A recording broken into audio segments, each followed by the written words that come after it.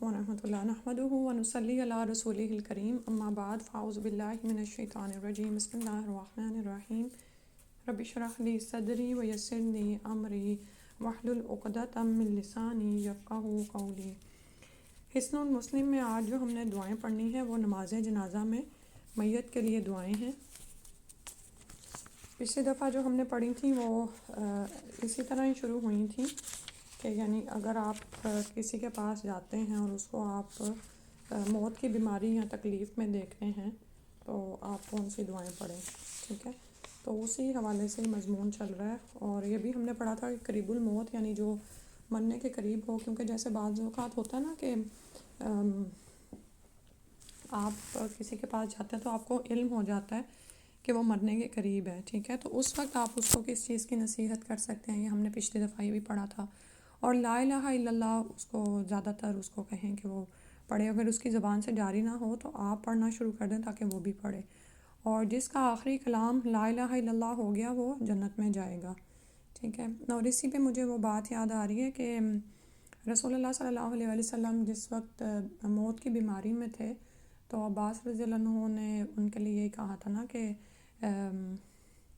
یعنی میں عبد المطلب کے جو اولادیں ہیں نا ان میں یہ آثار دیکھتا ہوں جو اس وقت رسول صلی اللہ علیہ وسلم کی نظر آ رہے ہیں، یعنی سبحان اللہ بصیرت والی نگاہیں تھیں ان لوگوں کی۔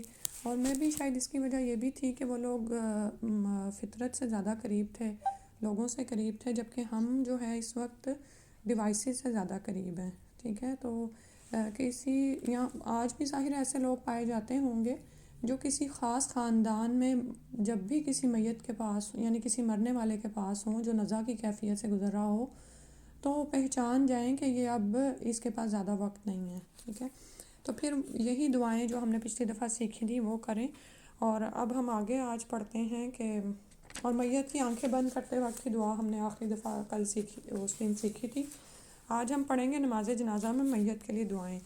اللہم اغفر لہ وارحمہ وعافہ واعف عنہ واکرم نزلہ ووسع مدخلہ واغسلہ بالماء والثلج والبرد ونقہ من الخطایا کما نقیت الثوب الابیض من الدنس وابدلہ دارا خیرا من دارہ واہلا خیرا من اہلہ وزوجا خیرا من زوجہ وادخلہ الجنۃ واعذہ من عذاب القبر وعذاب النار۔ بہت ہی خوبصورت دعا ہے، جو ہماری تمنائیں ہوتی ہیں کسی مرنے والے کے لیے وہ ساری اس میں شامل ہیں، اور پڑھنے کا فائدہ یہ ہے کہ سنت پر عمل کا بھی ثواب مل جاتا ہے، ٹھیک ہے؟ تو چاہے یہ دعائیں آپ کو نہ بھی یاد ہوں لیکن ضرور آپ کے ریکارڈ میں یا کچھ ایسی جگہ بلکہ ایک بیگ بنا لیں جس میں آپ کی دعاؤں کی کتابیں وغیرہ ہوں۔ کچھ لوگ تو یہ بھی کرتے ہیں کہ انہوں نے اپنی وصیت کا ایک بیگ بنایا ہوتا ہے کہ وصیت نامہ اس میں ہوتا ہے اور کچھ دعائیں ہوتی ہیں، اور یہ بھی وصیتیں وہ کر جاتے ہیں کہ کس طرح وہ انہیں دفنایا جائے اور کیا یعنی وصیت جو بھی انہوں نے کرنی ہوتی ہے۔ اور لیکن آپ یہ دیکھیں نا کہ بعض اوقات کیا ہوتا ہے کہ لوگوں کو پتہ ہی نہیں ہوتا کہ وہ پھر ڈھونڈ رہے ہوتے ہیں کون سی دعا پڑھیں، اور انہیں اب یہ والی دکھائی جائے یا تو انہیں یاد ہی نہیں ہوتی ہے، اتنی لمبی دعا ہے، اور تو پھر ضروری ہے کہ یہ چیزیں ہمارے پاس تیار ہوں، اور جیسے مساجد میں بھی آپ رکھ سکتے ہیں فوٹو اسٹیٹ کروا کے یا جیسے بھی۔ اچھا، اس میں ہو کا صیغہ ہے مذکر کے لیے، اور عورت کے لیے پڑھنا ہوتا ہاتھ سے پڑھیں گے۔ اس کا ترجمہ دیکھ لیتے ہیں۔ اے اللہ اسے بخش دے اور اس پر رحم فرما اور اسے عافیت دے اور اس سے درگزر فرما اور اس کی باعزت مہمانی فرما اور اس کے داخل ہونے کی جگہ یعنی قبر کھلی فرما، اسے یعنی اس کے گناہوں کو پانی برف اور اولوں کے ساتھ دھو دے اور اسے گناہوں سے اس طرح صاف کر دے جس طرح تو نے سفید کپڑے کو میل کچیل سے صاف کیا ہے، اور اسے اس کے گھر سے بہتر گھر اور اس کے گھر والوں سے بہتر گھر والے اور اس کی بیوی کے بدلے بہتر بیوی عطا فرما، اسے جنت میں داخل کر دے اور اس کو عذاب قبر سے بچا اور آگ کے عذاب سے بچا۔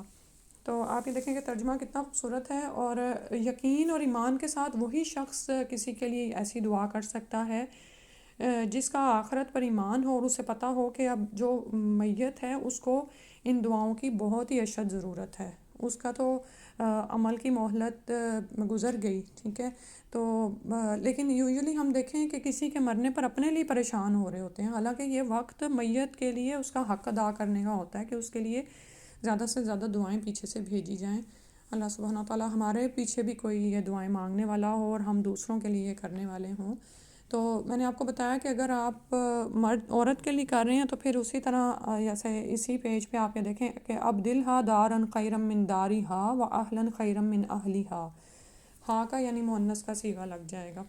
دوسری دعا ہے اللہم اغفر لحینا و میتنا و شاہدنا و غائبنا و صغیرنا و کبیرنا و ذکرنا و انثانا. اللہم من احییتہ منا فاحیہ علی الاسلام ومن توفیتہ منا فتوفہ علی الایمان. اللہم لا تحرمنا اجرہ ولا تضلنا بعدہ. اور یہ اوورال دعا کی جا سکتی ہے، یعنی اس میں مذکر مؤنث کی تمیز کیے بغیر، اور یہ دعا بھی انسان یاد کر سکتا ہے کیونکہ اس میں اوورال مغفرت کی دعا کی جا رہی ہے. تو بخشش ہی اصل چیز ہے کہ وہ اگر انسان کو مل جائے تو اللہ تعالیٰ کی رحمت آ جاتی ہے. ترجمہ ہے: اے اللہ ہمارے زندہ اور مردہ اور حاضر اور غائب، چھوٹے اور بڑے اور مرد اور عورتیں سب کو بخش دے. اے اللہ ہم میں سے جس کو تو زندہ رکھے اسے اسلام پر زندہ رکھ، اور ہم میں سے جسے فوت کرے تو اسے ایمان پر فوت کر. اے اللہ ہمیں اس کے اجر سے محروم نہ کر اور اس کے بعد ہمیں گمراہ نہ کر. ٹھیک ہے. اور ہمیں ضرورت ہے کہ ہم دعاؤں کو خود بھی سیکھیں اور اپنے بچوں کو بھی سکھا جائیں. اور آپ یہ دیکھیں کہ بعض اوقات بچے دین کی طرف راغب نہیں ہوتے، لیکن جب کوئی تکلیف مصیبت آتی ہے تو ہم ان کا دعاؤں کے ذریعے اللہ سے تعلق قائم کر سکتے ہیں. اور جب بچے کا تعلق اللہ سے قائم ہو جاتا نا تو وہ پھر اللہ کے سپورٹ، اللہ کی حفاظت اور اللہ کی امان میں ہوتا ہے. تو اللہ تعالیٰ توفیق دے کہ پھر وہ دین سیکھنے والا بھی بن جاتا ہے اور اس پر عمل کرنے والا بھی بن جاتا ہے. پھر اس کے بعد تیسری دعا ہے اللہم انا فلانا ابن فلان فی ذمتک و حبلی جوارک فقیہ من فتنۃ القبر و عذاب النار و انت اہل الوفاء والحق فاغفر لہ وارحمہ انک انت الغفور الرحیم. تو میں نے جیسے آپ کو شروع میں ہی بتایا کہ میں نے ظاہر ہے ہم بہت ساری دعائیں بھی پڑھ بھی رہے ہوتے ہیں، بعض اوقات کچھ چیزیں ہماری ہم روز روز پڑھ رہے ہوتے ہیں تو وہ یاد ہو جاتی ہیں، لیکن یہ بھی کرنا چاہیے کہ دیکھ کے بھی پڑھنی چاہیے. صبح و شام کے جیسے اذکار ہے نا، تو دیکھ کے آپ جب پڑھتے ہیں نا تو آپ زیادہ فوکس کرتے ہیں اور ترجمے پر بھی نظر پڑ جاتی ہے. تو اس طرح میں یہ ساری دعائیں آپ کو پڑھا دیتی ہوں کہ جب بھی انسان کو ضرورت ہو تو وہ ضرور یاد رکھے کہ، اور اس وقت انسان کا دل اتنا نرم ہوا ہوتا ہے نا اور وہ اللہ کی طرف جوڑا ہوتا ہے، تو پھر وہی دعائیں پڑھے جو کہ سنت سے ثابت ہیں. سنت پر عمل کا اجر بھی ملے گا اور دعا بھی ہو جائے گی. تو اس میں یہ ہے کہ اے اللہ فلاں بن فلاں تیرے ذمے اور تیری پناہ میں ہے، اس کا نام لے کر آپ کہہ سکتے ہیں. اسے قبر کی آزمائش اور آگ کے عذاب سے محفوظ فرما، تو وفا اور حق والا ہے. اسے بخش دے اور اس پر رحم فرما، بے شک تو بخشنے والا اور بہت رحم کرنے والا ہے. ٹھیک ہے. آپ کو پتہ نا کہ جنت میں اللہ کی رحمت ہی لے جائے گی. جو اللہ کی رحمت کا مستحق ہو گیا نا، اللہ تعالیٰ یعنی ہمارے اعمال اس قابل ہی نہیں ہے کہ وہ ہمیں ہمیشگی کی جنتوں میں بھرپور نعمتوں میں داخل کر دیں. ٹھیک ہے. یہ اعمال تو کیا ہیں کہ ہمیں وہ ایک سٹینڈرڈ ایک کرائیٹیریا پر لے جائیں، ایمان اور عمل صالح، کہ جہاں پر اللہ کی رحمت آئے. تو اور پھر جب گناہ ہوتے ہیں نا تو وہ رحمت کے آنے کی راہ میں رکاوٹ بن جاتے ہیں. ٹھیک ہے. تو جب بھی آپ کسی کے لیے پریشان ہوں اور اس کے لیے ہدایت کی دعا کریں تو ساتھ میں اس کے گناہوں کی بخشش کی بھی دعا کریں. ویسے تو ہم جانتے ہیں کہ جس نے گناہ کیا وہ اگر وہی نہیں بخشش مانگ رہا تو پھر یعنی کہ اس کے لیے ضروری ہے کہ وہ خود بخشش مانگے. لیکن ہم جیسے ابراہیم علیہ السلام نے اپنے باپ کے لیے کی تھی نا کہ یا اللہ تو میرے باپ کو بخش دے، لیکن ان کو تو روک دیا گیا تھا کیونکہ وہ باپ کافر ہی رہا. تو لیکن ہم یہ بھی کر سکتے ہیں کہ اپنے زندوں کے لیے بھی مغفرت کی دعائیں مانگا کریں. ٹھیک ہے. اور یہاں پر آپ یہ دیکھیں کہ مختصر ہے کہ فاغفر لہو، اور مؤنث کے لیے کریں تو فاغفر لہا ورحمہا، کہ اللہ تو اسے معاف کر دے، اس کو گناہوں سے صرف نظر کرو. اور جب صرف نظر ہو جائے گا نا تو اللہ تعالیٰ کی رحمت آئے گی اور تو اس پر رحم کر دے. اور بے شک تو بہت بخشنے والا، بہت رحم کرنے والا ہے. اللہ تعالیٰ کے انہی اسماء سے اللہ کو پکارا گیا ہے. پھر چوتھی دعا ہے اللہم عبدک وابن امتک احتاج الی رحمتک وانت غنی عن عذابہ ان کان محسنا فزد فی احسانہ وان کان مسیئا فتجاوز عنہ. اے اللہ تیرا بندہ اور تیری بندی کا بیٹا تیری رحمت کا محتاج ہو گیا اور تو اسے عذاب دینے سے بے نیاز ہے. اگر یہ نیکی کرنے والا تھا تو اس کی نیکیوں میں اضافہ فرما، اور اگر برائی کرنے والا تھا تو اس سے درگزر فرما.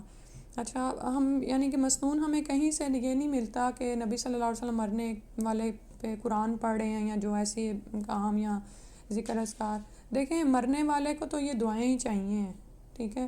آپ اگر تو وہ قرآن آپ کو پڑھا گیا ہے تو آپ ٹھیک ہے، آپ اپنے غم کو ہلکا کرنے کے لیے قرآن سے جڑے ہوئے ہیں تو اس قرآن کا ثواب اس کو جا رہا ہے. لیکن اب اس کو آپ کے قرآن پڑھنے کا ثواب، اور وہ بھی ایسا جس میں آپ کو سمجھ ہی نہیں آ رہی آپ کیا پڑھیں ہیں. بعض اوقات لوگ تسبیح تحمید اور یہ تحلیل وغیرہ کر رہے ہوتے ہیں، تو یہ تو آپ کے اعمال ہیں نا جو آپ کو سکون دے رہے ہیں. یا تو جو ہمیں مسنون کام سنت سے پتہ چلتے ہیں ہم انہی کو اپنی زندگی میں رواج دیں اور زیادہ سے زیادہ کریں.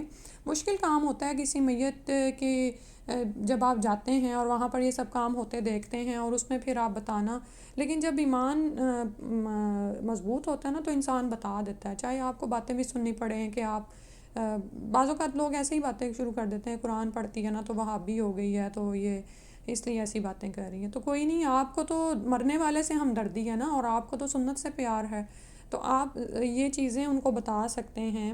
اور آپ یہ دیکھیں کہ انہی چیزوں کا وہ محتاج ہے. تیرا بندہ اور تیری بندی کا بیٹا تیری رحمت کا محتاج ہو گیا اور تو اسے عذاب دینے سے بے نیاز ہے. یعنی اب تو جس حال پہ وہ فوت ہوا ہے اس کے لیے واپس پلٹنے کا کوئی موقع نہیں ہے، کوئی عمل کی مہلت نہیں ہے.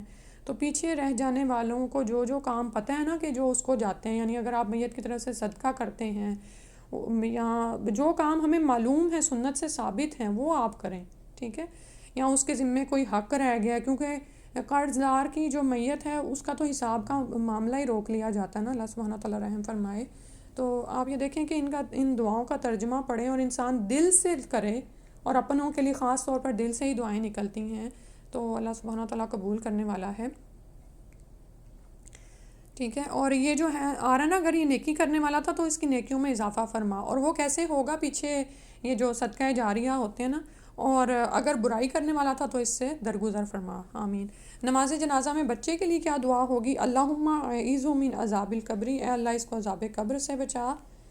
اور اگر درج ذیل الفاظ کرے تو بھی بہتر ہے. اللہم اجعلہ فرطا و ذخرا لوالدیہ و شفیعا و مجابا. اللہم ثقل بہ موازینہما وعظم بہ اجورہما والحقہ بصالح المؤمنین واجعلہ فی کفالۃ ابراہیم وقہ برحمتک عذاب الجحیم وابدلہ دارا خیرا من دارہ واہلا خیرا من اہلہ. اللہم اغفر لاسلافنا وافراتنا ومن سبقنا بالایمان. اللہم اجعلہ، اور دوسری آگے بھی ہے، لنا فرطا و سلفا و اجرا. اب کیونکہ یہ بچوں کے گناہ نہیں ہوتے تو اس لیے بھی آپ یہ دیکھیں کہ اس کے علاوہ کچھ اور جگہوں پر آپ کو شاید تھوڑی چھوٹی بھی ملیں دعائیں، ٹھیک ہے. تو جو بھی آپ کے پاس ہوں وہ آپ پڑھیں. اور اچھا اس کا ترجمہ دیکھ لیتے ہیں. اے اللہ تو اس کو اس کے والدین کے لیے میزبان اور ذخیرہ بنا اور ایسا سفارشی بنا جس کی سفارش قبول ہو. کیونکہ آپ جانتے ہیں نا کہ خاص طور پر وہ بچے جو دودھ پیتے جیسے بہت چھوٹے فوت ہو جاتے ہیں تو وہ اپنے ماں باپ کو اس سے پہلے کہ وہ جہنم میں جانے والے ہوں گے ان کو کھینچ لیں گے، ان کی سفارش کریں گے، ٹھیک ہے. اے اللہ اس کے ذریعے سے اس کے والدین کی نیکیوں کا وزن بھاری فرما اور اس کی وجہ سے ان کا اجر بہت زیادہ کر دے. اور کیونکہ اب وہ ایک تکلیف میں گزرے ہیں، کیونکہ کسی چھوٹے بچے کو یعنی جب وہ فوت ہوتے ہیں تو اس وقت وہ ماں باپ ان سے زیادہ اٹیچ ہوتے ہیں. اور اس کو نیک تو وہ صبر جب کریں گے تو ماں باپ اجر پا لیں گے. اور اس کو نیک مومن لوگوں کے ساتھ ملا، اسے ابراہیم علیہ السلام کی کفالت میں کر دے. آپ کو پتہ ہے نا کہ ابراہیم علیہ السلام اور ان کی زوجہ سارہ علیہ السلام ایسے بچوں کی کفالت کرتے ہیں نا وہاں پر. اور اپنی رحمت سے اس کو جہنم کی آگ سے بچا، اسے اس کے گھر سے بہتر گھر عطا فرما اور اسے اس کے گھر والوں سے بہتر گھر والے عنایت فرما. اللہ ہم سے پہلے فوت ہو جانے والوں اور میزبانوں یعنی بچوں کو اور ایمان کے ساتھ جو ہم سے سبقت لے گئے ان سب کو معاف فرما. اور دوسری دعا کا ترجمہ ہے کہ اے اللہ اس کو ہمارے لیے میزبان، پیش رو اور اجر بنا دے، یعنی آگے ہمارے لیے میزبانی کرنے والا، ٹھیک ہے. اچھا اس میں جو سوال پیدا ہوتا ہے کہ اس میں جو پیچھے ہم نے گزرا نا کہ اس کے لیے بھی مغفرت کی اور عذاب قبر کی دعا کی جا رہی ہے. تو سعید بن مسیب فرماتے ہیں کہ میں نے ابو ہریرہ رضی اللہ عنہ کے پیچھے ایک بچے کی نماز جنازہ پڑھی جسے ابھی کوئی گناہ سرزد نہیں ہوا تھا. میں نے ان کو سنا وہ یہی الفاظ کہہ رہے تھے. ٹھیک ہے، تو یعنی یہ مغفرت کے لیے بھی یہ بھی ثابت ہو گیا کہ دعا کی انہوں نے، کیونکہ صحابی رسول ہیں. اور دوسرا یہ کہ یہ دعا بھی کہ یا اللہ اس کو اس کے والدین کے لیے میزبان اور ذخیرہ کرنے والا بنا دے. ٹھیک ہے. اچھا، یہ اب ٹاپک ختم ہی کر دیتے ہیں انشاءاللہ. تعزیت کی دعا ہے، اور یہ ضرور جب، کیونکہ یہ بھی مسنون ہے، تو اگر آپ، بعض اوقات ایسے ہوتا ہے کہ ہمیں یاد نہیں آتا نا، تو حصن المسلم کو کھولا، یا تو ایپ ہی ڈاؤن لوڈ کر لیں، یا ایک چھوٹی سی کتاب ہے اس کو لے کے رکھ لیں اپنے پاس، تو ٹاپک وائز اس کو کھول کے تو پڑھ سکتے ہیں. انا للہ ما اخذ ولہ ما اعطی وکل شیء عندہ باجل مسمى فلتصبر ولتحتسب. اور بے شک اللہ ہی کے لیے جو اس نے لے لیا، اور اسی کا ہے جو اس نے عطا کیا، اور ہر چیز اس کے پاس مقررہ وقت کے ساتھ ہے، لہٰذا تمہیں صبر کرنا چاہیے اور ثواب کی امید رکھنی چاہیے. تو آپ یہ دیکھیں کہ اتنا بڑا یہ دکھ اور تکلیف ہوتی ہے کہ جب اپنا کوئی پیارا چلا جاتا ہے، لیکن یہ الفاظ انسان کے دل پہ نا ایک مرہم رکھ دیتے ہیں کہ اللہ ہی کے لیے تو ہے جو اس نے لیا، اور اسی کا ہے جو اس نے عطا کیا اللہ کے حکم سے ہی. اور اس میں وہ صحابیہ یاد ہیں جن کے چھوٹے بچے کی وفات ہو گئی تھی، لیکن خاوند آئے تو پہلے ان کو کھانا دیا، ان کو پہلے مطمئن کیا، پھر بچے کی وفات کی اطلاع دی. تو وہ ان کے ایمان کے درجات بھی اسی طرح سے تھے، اور پھر ان کے اعمال بھی ویسے ہی تھے. تو ہمیں بھی واویلا کرنے کی بجائے کیا ہے کہ اللہ کی طرف لو لگانی چاہیے کہ ہر چیز اس کے پاس مقررہ وقت کے ساتھ ہے، ہر چیز تو ختم ہونے والی. جب ہم اس بات پر ایمان لے آئے تو پھر کیا کرنا چاہیے؟ صبر کرنا چاہیے اور ثواب کی امید رکھنی چاہیے. یہ دعا بھی بہتر ہے: اعظم اللہ اجرک و احسن عزاءک و غفر لمیتک. اے اللہ تعالیٰ تیرا اجر زیادہ کرے اور تمہیں بہترین تسلی عطا فرمائے، اور تمہارے مرنے والے کو بخش دے. اچھا، اب سوال پیدا ہوتا ہے کہ پھر اتنی دعائیں یہاں کیا؟ تو بات وہی ہے کہ آپ یہ دیکھیں کہ ہم کھانا کھاتے ہیں نا، عام روٹین کا کھانا کھا رہے ہوتے ہیں، تو ساتھ ساتھ کیا کرتے ہیں کہ کوئی باہر کا جنک، یا بچے جیسے ضد کرتے ہیں تو کہتے ہیں چلو $2 اوپر بھی لگ جائیں گے تو کیا ہے، چلو لے لیتے ہیں. ٹھیک ہے، لیکن جب کوئی کتاب خریدنے کا یا یہ چیزیں کام کرنے کا وقت آتا ہے تو پھر ہم نا ڈنڈی مارتے ہیں. یہ دراصل ہم اپنے ہی حق میں نقصان کر رہے ہوتے ہیں. کہ آپ یہ دیکھیں کہ بعض اوقات ہمارے اعمال ہمارے اتنے اچھے نہیں ہوتے، تو ہم دعاؤں کا ہی کام کر لیں، اور دعائیں بھی یقین کے ساتھ مانگیں. اور الدعاء مخ العبادہ، دعا جو ہے نا وہ عبادت کا مغز اس کی، کیونکہ آپ یہ دیکھیں کہ اس میں آپ اپنے رب کو سب کچھ مانتے ہوئے اس کے آگے گڑ گڑا رہے ہیں نا کہ اللہ تو ہی تو سب کچھ دینے والا ہے، تیرے ہی تو اختیار میں ہے سب کچھ. تو اللہ کا نا، اللہ کے ساتھ انسان کا نا ایک بڑا مضبوط تعلق قائم ہو جاتا ہے. دعائیں تو خوب مانگا کریں. جب آپ نماز پڑھ لیتے ہیں اس کے بعد بھی جلدی میں نا، رش میں نہ ہوا کریں، کیونکہ فرض تو ہمیں پتہ ہے نا، پڑھنے ہی پڑھنے، وہیں پہ کھڑے رہنا ہے.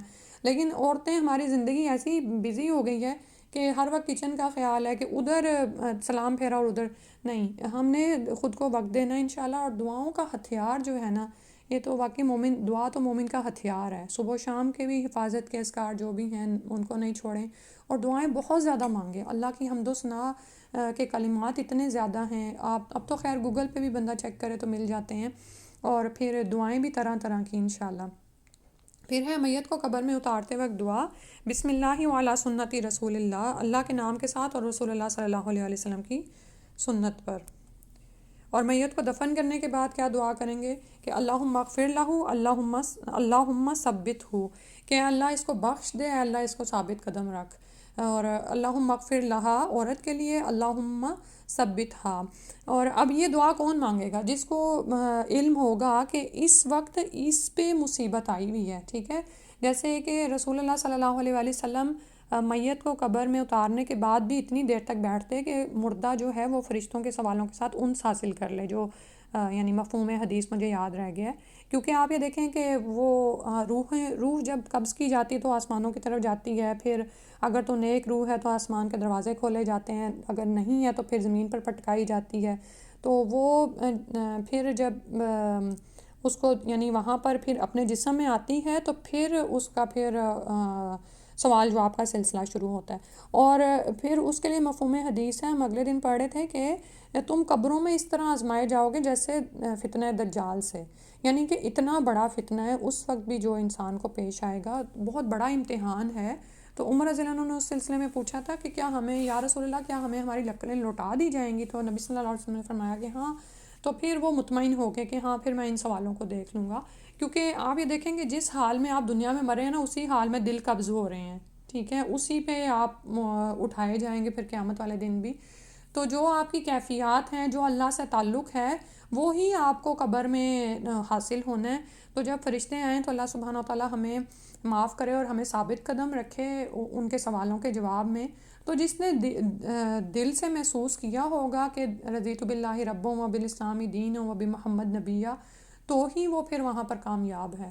ٹھیک ہے, کہ کیا ہم اللہ کے رب ہونے پر راضی ہیں اور رسول اللہ صلی اللہ علیہ وسلم کے محمد صلی اللہ علیہ وسلم کے رسول ہونے پر. یعنی صرف یہ نہیں کہ ہمیں یہ پتہ ہو کہ وہ ہمارے رسول ہیں, بلکہ ہمارا یہ ایمان ہو کہ وہ وحی الہی لے کر ہم تک آئے. ٹھیک ہے, دی بیسٹ گائیڈنس وہ ہمارے تک انہوں نے دی, اور اسلام کے دین ہونے پر کہ یہی the best code of life ہے, ضابطہ حیات ہے. تو یہ اس پر اگر موت ہوئی ہوگی تو قیامت والے دن یعنی کہ قبر میں بھی انسان پھر فرشتوں کے سوالوں کے جواب دے سکے گا. اور وہ فرشتے جو ہیں وہ آپ کو یعنی کہ آپ یہ دیکھیں نا کہ اگر تو آپ نیک روح ہیں تو پھر بھی ایگزامینیشن سینٹر میں جب آپ بیٹھتے ہیں تو وہ ایک الگ ہی, اگر آپ کی پوری تیاری بھی ہو تو الگ ہی ایک ہوا سوار ہوتا ہے.